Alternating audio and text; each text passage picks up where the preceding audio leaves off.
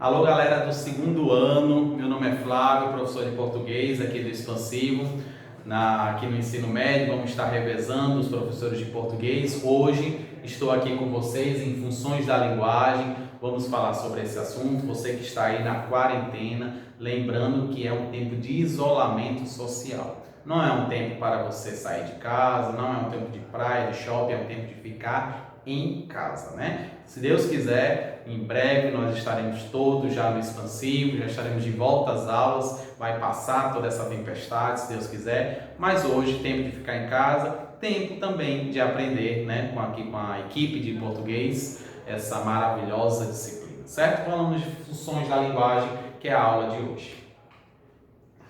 Gente, na função, eu vou ter a emotiva, que é aquele emissor, e eu vou ter a conativa, que é o receptor. Em todas as funções eu tenho o emissor e eu tenho o receptor. Mas aí eu vou ter algumas funções que elas se diferenciam entre si. Nós vamos ter a referencial, que se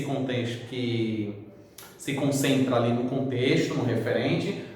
Nós vamos ter a poética, que está centralizada ali na mensagem, né, a sua função. Nós temos que ter a fática, que para que aconteça tem que ter um canal, tem que ter aquele diálogo, né, na fática. E nós vamos ter a metalinguística, que é justamente aquela que se utiliza do código para que aconteça, certo? A função referencial ou denotativa é a linguagem típica dos textos jornalísticos, certo? A linguagem denotativa é aquela linguagem, vamos dizer assim, a verdadeira, aquela real. Denotativa, você pode pensar assim, até de rocha, né? Uma linguagem denotativa, certo? Então, geralmente, né, em jornais, por exemplo, não tem como eu utilizar de imagens, de textos que não sejam textos, uma linguagem denotativa, né?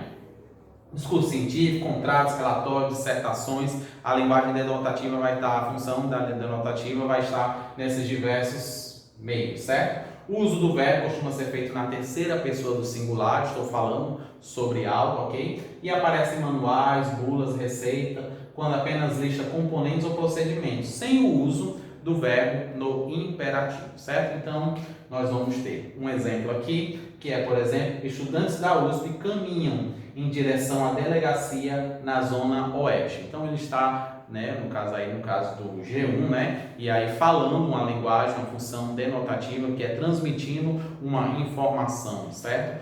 Que aqui, no caso, é uma matéria que dá para ver que foi retirada da internet.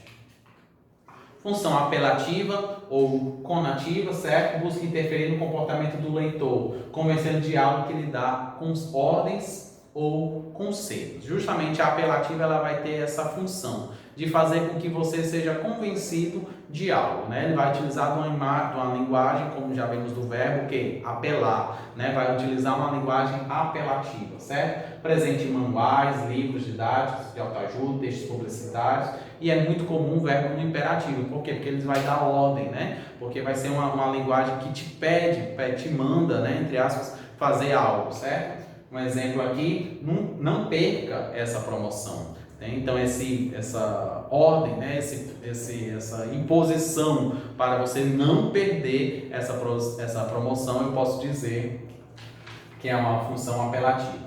Se quiser, acrescente, certo? Acrescente, né? Ele pede para você fazer isso. Creme de leite para tornar seu brigadeiro de chocolate mais macio, certo? Então, ele te pede uma linguagem apelativa. Função expressiva ou emotiva, certo? Vai manifestar uma expressão subjetiva, uma emoção ou um ponto de vista. Justamente vai ser essa função em que mexe com as emoções, mexe com o sentimento, ok? As interjeições, claro, e as reticências são sinais reveladores da função emotiva. Assim como na primeira pessoa, geralmente quando você fala, né? Quando você se expressa, né?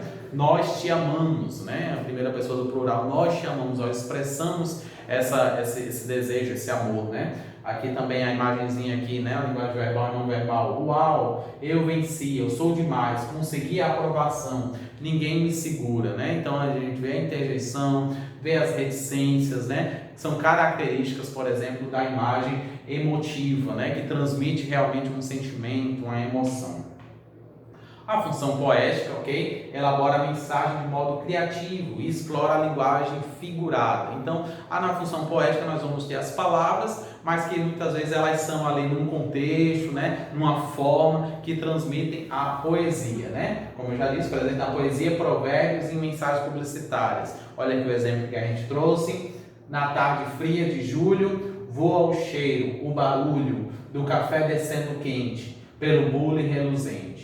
Eu me pergunto já em prosa, existe coisa mais gostosa, né? Então aí um exemplo de uma função poética através das letras, né? E através das imagens, né? Dá para ver que aqui uma fumaça, uma xícara, né? E aqui ele falando sobre café, então dá para entender aí que ele utilizou a função poética. A função fática inicia, prolonga ou encerra um contato. Então a função fática é ali um diálogo que ele inicia, né? Ou às vezes termina também, certo? É aplicado em situações em que mais importante não é a comunicação, mas sim o desejo de contato entre o emissor. Sempre na fática eu vou ter o emissor e o receptor. Então essa linguagem que é estabelecida no emissor e no receptor, eu posso chamar de função fática, ok? Por exemplo, uma ligação nós utilizamos praticamente só a função fática, né? Um fala e um responde ali, né? Do outro lado da linha, né? E ali também quando eu faço um desejo, boa noite. Quando eu respondo uma pessoa que me pergunta, né? Sim, claro, sem dúvida. Isso aí são exemplos de função fática. E a última função, a função metalinguística, ocorre quando o emissor explica um código usando o próprio código, né? Ela torna-se praticamente redundante, vamos dizer. Ele fala de algo sendo algo, né? Para a função, nada é mais importante que a própria palavra e seus desdobramentos, certo? Está presente nos dicionários, por quê? Porque é uma palavra que explica outra palavra, né? Então, ali no dicionário, nós vemos essa linguagem metalinguística, certo? Verbetes explicando a própria palavra, como eu já disse. No filme tem o próprio tema, o cinema. No poema que tem por tema o fazer literário. E uma peça de teatro que tem por tema o teatro. Então, quando ele fala de algo que ele até está vivendo, em que ele está ali se expressando, né? Por exemplo, uma palavra que fala do sentido da palavra, uma peça que fala sobre o teatro, um filme que fala sobre o cinema. Então, ali ele está fazendo uma função metalinguagem, né? A gente tem aqui no exemplo, isso é um biscoito da sorte. Aí, quando ele abre o papelzinho, né, do biscoito, ele se vê nos quadrinhos, né? E aí, no caso, a expressão ele até ficou triste, né? Porque ele se viu nos quadrinhos, o biscoito da sorte era a vida dele, né? Então, aqui eu tenho uma linguagem metalinguística, né? Que é, no caso, a própria imagem falando dela mesma, ok? Foi um prazer estar aqui com vocês, foi muito bom estar aqui com vocês. Até a próxima aula, continue nos estudos. Veja lá, esse conteúdo já é um conteúdo mais revisional, com certeza você já viu com seus professores, então vamos estudar, vamos pegar o nosso livro e revisar, beleza? Até a próxima aula, valeu!